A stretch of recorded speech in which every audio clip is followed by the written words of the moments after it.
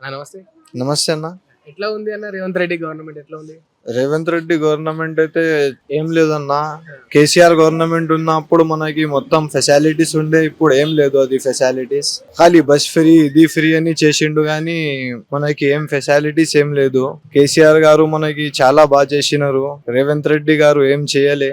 ఏం చేయలేదంటే అసలు ఏం జీరోనా? ఏం లేదు, జీరో, మొత్తం zero sir, complete zero. Complete zero. అసలు ఒక్క బెనిఫిట్ లేదా రేవంత్ రెడ్డి? ఏం బెనిఫిట్ లేదు. కేసీఆర్ గారు ఉన్నప్పుడు మనకి చాలా ఫెసిలిటీస్ ఉండే, ఇంకా మన హైదరాబాద్ కి డెవలప్ చేసినారు కేసీఆర్ గారు. వీళ్ళు కొత్త సిటీ డెవలప్ చేస్తా అంటున్నారు కదా, ఫోర్త్ సిటీ. మనకి అప్పుడు జాబ్స్ కూడా ఉండే, ఇప్పుడు జాబ్స్ కూడా లేదు. జాబ్స్ కోసం అంటే కూడా మనకి చాలా తిరగాల. ఇప్పుడు కేటీఆర్ గారు కేసీఆర్ గారు మనకి జాబ్స్ కూడా ఇస్తుండే, ఇప్పుడు ఏం లేదు అది. ఇప్పుడు రేవంత్ రెడ్డి పాలన బాగుందా లేదా? ఎట్లా ఉంది గవర్నమెంట్? గవర్నమెంట్ మొత్తం వేస్ట్ ఉంది అంతే. మళ్ళీ వస్తాడా మరి రేవంత్ రెడ్డి? మళ్ళీ గెలుస్తాడా రేవంత్ రెడ్డి?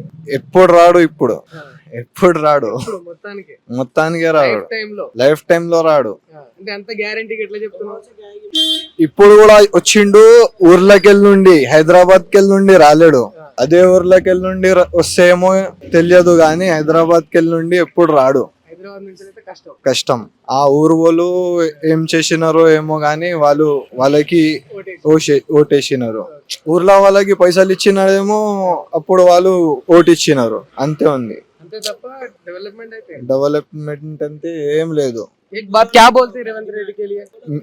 మీకు ఏమనిపిస్తుంది సార్? మీకేమనిపిస్తుంది డెవలప్మెంట్? అదే మాకేమనిపిస్తలేదు, మీకేమైనా కనిపిస్తుంది అని అడగడానికి. అదే మీరు కూడా అదే చెప్తున్నారు, మేము కూడా అదే సిచ్యువేషన్ నుంచి పోతున్నాం, మీరు కూడా అదే సిచ్యువేషన్ నుంచి పోతున్నారు. जय तेलंगाना। कांग्रेस के लिए तो कुछ भी नहीं है ना, जो भी है केसीआर अन्ना के लिए।